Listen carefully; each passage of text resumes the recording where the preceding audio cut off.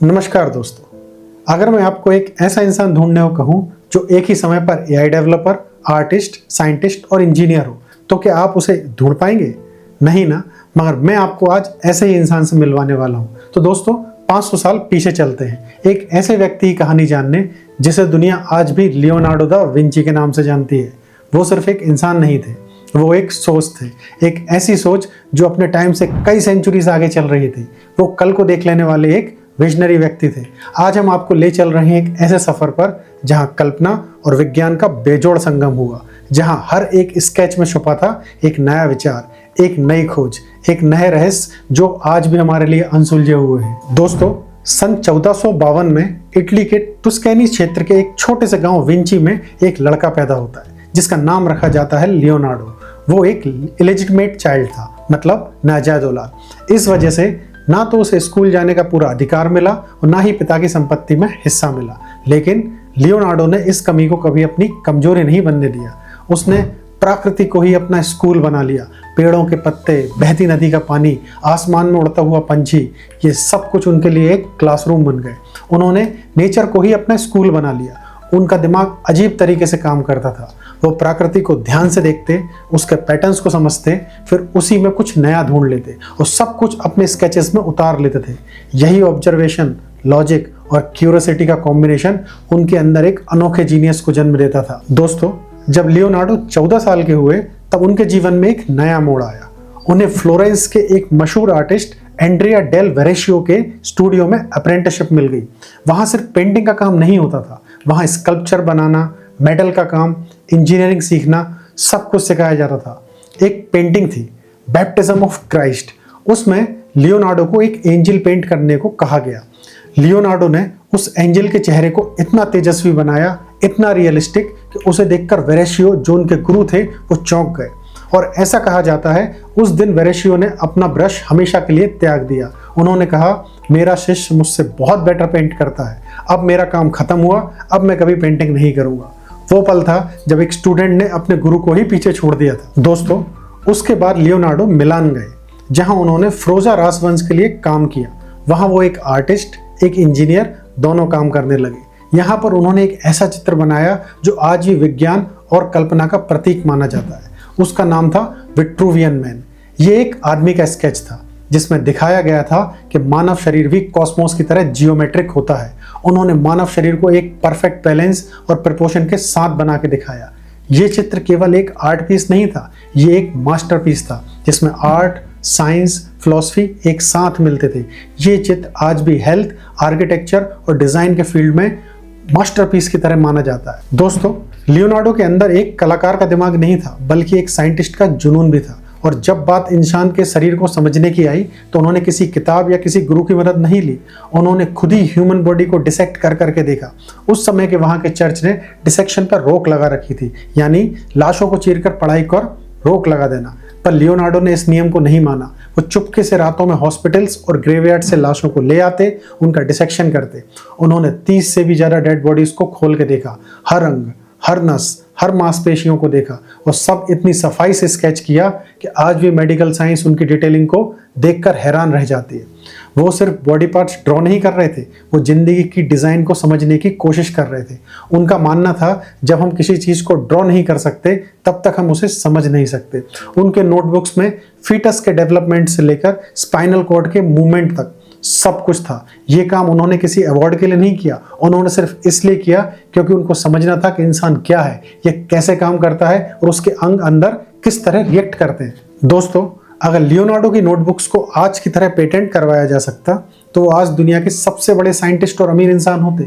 उनमें जो ड्राइंग्स उन्होंने बनाई वो कोई सिंपल स्केचेस नहीं थे, वो फ्यूचरिस्टिक्स ब्लूप्रिंट थे। सोचिए, एक ऐसा इंसान जो 500 साल पहले हेलीकॉप्टर का कंसेप्ट डिजाइन करता है जब आसमान में उड़ना सिर्फ एक कल्पना मात्र था, जो parachute, submarine, machine gun, tank और रिवॉल्विंग ब्रिज जैसे डिजाइन्स को अपने हाथों से बनाते थे जब दुनिया ने इनकी कल्पना तक नहीं की थी। ये सोचना भी नामुमकिन माना जाता था। उन्होंने एक सेल्फ प्रोपेल्ड कार्ट बनाई थी जो आज के ज़माने में कार का प्रोटोटाइप माना जाता है। उनकी हर इन्वेंशन में मैकेनिक्स, ग्रेविटी, गियर रेशियोज जैसे मॉडर्न प्रिंसिपल छुपे हुए थे, वो भी बिना किसी फॉर्मल इंजीनियरिंग की डिग्री के। लेकिन सबसे इंपॉर्टेंट बात यह थी कि वो युद्ध के हमेशा ही खिलाफ थे। उनका कहना था, मैं ये सब इसलिए बना रहा हूँ ताकि इनका उपयोग आत्मरक्षा के लिए किया जा सके, विनाश के लिए नहीं। लियोनार्डो एक विजनरी थे, वॉर मशीन्स डिजाइनर भी, पर दूसरी तरफ वो एक शांतिप्रिय इंसान भी थे। दोस्तों, लियोनार्डो दा विंची ने एक पेंटिंग बनाई जिसका नाम था द लास्ट सुपर।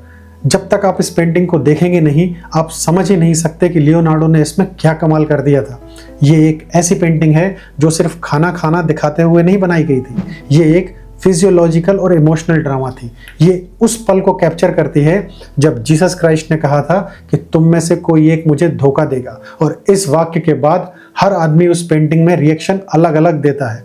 किसी के चेहरे पर हैरानी होती थी, किसी की आंखों में डर, किसी की आंखों में विरोध। लियोनार्डो ने हर व्यक्ति की भावना, उनका शारीरिक भाव, उनकी आंखों का इशारा, सब कुछ इतनी सफाई से पेंट किया कि लगता है जैसे आप उस रूम में ही बैठे हो। फिर उन्होंने उस पेंटिंग में यूज किया लीनियर पर्सपेक्टिव, जिसका मतलब है कि सबकी लाइंस का फोकस जीसस क्राइस्ट के सर की तरफ जाता है। वो व्यूअर को जबरदस्ती जीसस की तरफ खींच लेता है बिना व्यूअर को पता चले। आज भी आर्ट स्कूल में ये पेंटिंग एक मास्टरपीस के रूप में पढ़ाई जाती है और ये दुनिया की सबसे महंगी पेंटिंग्स में से एक है। दोस्तों, लियोनार्डो का एक सपना था दुनिया का सबसे बड़ा ब्रॉन्ज हॉर्स स्कल्पचर बनाना। मिलान में उसके लिए 24 फुट लंबा क्ले मॉडल तैयार किया गया, एक भव्य घोड़ा जो फ्रोजा डायनेस्टी का शौर्य प्रतीक बनने वाला था। उस घोड़े में गुस्सा था, शक्ति थी, एक ऐसी कला थी जो समय से परे थी, लेकिन तकदीर में कुछ और ही लिखा हुआ था। 1499 में मिलान पर हमला हो गया और जिस ब्रॉन्ज से वो घोड़ा बनने वाला था उसे तोड़कर या पिघलाकर तोपें बनाई गई। लियोनार्डो का तब सपना लिटरली पिघल गया। एक आर्टिस्ट के लिए तो सिर्फ हार नहीं थी, ये तो उसके विश्वास पर चोट हो गई। जो मूर्ति अमर होने वाली थी वो युद्ध का हथियार बन गई। इस घटना ने लियोनार्डो को अंदर से परेशान कर दिया। मिलान से उनका रिश्ता टूट गया, उन्होंने शहर छोड़ दिया और फिर भटकना शुरू किया, कभी फ्लोरेंस, कभी वेनिस, कभी रोम। लेकिन कुछ समय बाद एक नई रोशनी दिखाई दी। फ्रांस के राजा फ्रांसिस ने लियोनार्डो को अपने दरबार में बुलाया। लियोनार्डो ने इस निमंत्रण को स्वीकार किया और अपनी जिंदगी के अंतिम 3 साल फ्रांस में बिताए। वहां उन्हें सम्मान मिला, शांति मिली और वो सुकून मिला जो उन्हें मिलान में कभी नहीं मिला था। उन्होंने आर्ट और साइंस में काम करना जारी रखा, कोर्ट के लोगों को सिखाया नए डिजाइन्स कैसे बनाए जाते हैं, और उन्होंने जिंदगी के अंतिम दिनों में सुख के साथ जीवन को समाप्त किया। जहां मिलान में उनका सपना पिघल गया था, वहीं फ्रांस में उन्होंने अपने अस्तित्व को दोबारा पाया। दोस्तों, आपने मोनालिसा के बारे में जरूर सुना होगा, दुनिया की सबसे मशहूर पेंटिंग जिसकी कीमत आज के दिन में भी 5000 करोड़ से ज्यादा है। लेकिन क्या आप जानते हैं इस पेंटिंग में ऐसा क्या है जो इसे इतना अलग बनाता है? मोनालिसा का चेहरा, उसकी आंखें, उसकी मुस्कान जो ना पूरी है ना अधूरी है। क्या वो खुश है?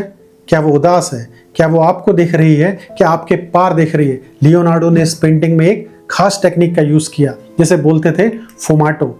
इस रंग में दूसरे रंग को इस तरह से घोल दिया जाता है कि कोई तीखी लाइन दिखाई नहीं देती, ना कोई शैडो होती है, ना कोई एज होती है, सिर्फ एक मिस्टी ड्रामा ऑरा, जैसे कोई सपना हो जिसे कोई पूरा समझ ही नहीं आता। लियोनार्डो ने मोनालिसा पर लगातार 4 साल तक काम किया और सबसे खास बात, उसने इस पेंटिंग को कभी बेचा ही नहीं। मोनालिसा हमेशा उनके साथ ही रही। जब लियोनार्डो ने इटली छोड़ा तो वो पेंटिंग को अपने साथ फ्रांस ले गए। शायद मोनालिसा से एक पेंटिंग नहीं थी, उसमें कुछ ऐसा था जो सिर्फ लियोनार्डो ही जानते थे। वो एक तस्वीर थी जिसमें उन्होंने अपना सब कुछ डाल दिया था, अपनी कला, अपनी सोच और शायद अपना एक टुकड़ा भी, जो आज भी रहस्य है। बहुत लोगों ने इसे समझने की कोशिश की पर आज भी एक मिस्ट्री बनी हुई है। दोस्तों, 2 मई 1519 में लियोनार्डो ने अपनी अंतिम सांस ली। उस वक्त वो फ्रांस के क्लोस नाम के महल में रहा करते थे, राजा फ्रांसिस I के पेट्रोनेज में। एक शांत जीवन, एक सम्मान भरा समापन। लेकिन उनके जाते जाते भी उनके मन में एक कसक थी। उनके अंतिम शब्द थे, मैंने ईश्वर और मानवता के प्रति खुद को एक अपराधी महसूस कर रहा हूँ, क्योंकि मेरा काम उस गुणवत्ता तक नहीं पहुँच पाया जहाँ उसे पहुँचना चाहिए था। ये सुनकर हैरानी होती है, एक ऐसा इंसान जो मोनालिसा जैसी रहस्यमय तस्वीर बना चुका हो, जो विट्रुवियन मैन जैसी इंसानी शरीर की ज्योमेट्री से भगवान तक का रास्ता ढूंढना चाहता हो, वो खुद को अधूरा इंसान समझता था। शायद यही होती है असली जीनियस की पहचान, जो कभी संतुष्ट नहीं होता, जो हमेशा और बेहतर करना चाहता है। लियोनार्डो के पास पैसा था, नाम था, राजदार थे, लेकिन सबसे ज्यादा लगाव था उनको उनके काम से। उनके पीछे रह गए 13,000 से ज्यादा पेजेस के नोट्स, हजारों स्केचेस, कुछ अमर मास्टरपीस और अनेक अधूरे सपने जो आज भी नए कलाकारों, साइंटिस्ट, थिंकर्स को इंस्पायर करते हैं। उन्होंने जीवन भर एक चीज ढूंढी, ज्ञान, और शायद इसीलिए उनका काम आज भी जिंदा है। हर किताब में, हर म्यूजियम में, हर उस इंसान के दिल में जो कुछ नया सोचता है, कुछ बेहतर करना चाहता है। लियोनार्डो सिर्फ एक चित्रकार नहीं थे, वो एक सोच थे, एक मूवमेंट थे, एक बेहतर इंसान बनने की कोशिश में हमेशा लगे रहे। मानवता के रहस्य सोचने के लिए उन्होंने अपना पूरा जीवन लगा दिया। दोस्तों, लियोनार्डो दा विंची ने कहा था, बिना साइंस के आर्ट अधूरा है और बिना आर्ट के साइंस। वो इंसान थे जो दोनों को साथ जोड़ने में माहिर थे। उन्होंने कैनवास को माइक्रोस्कोप बना दिया और हर ब्रश स्ट्रोक उनकी थ्योरी ऑफ मोशन से जोड़ दिया।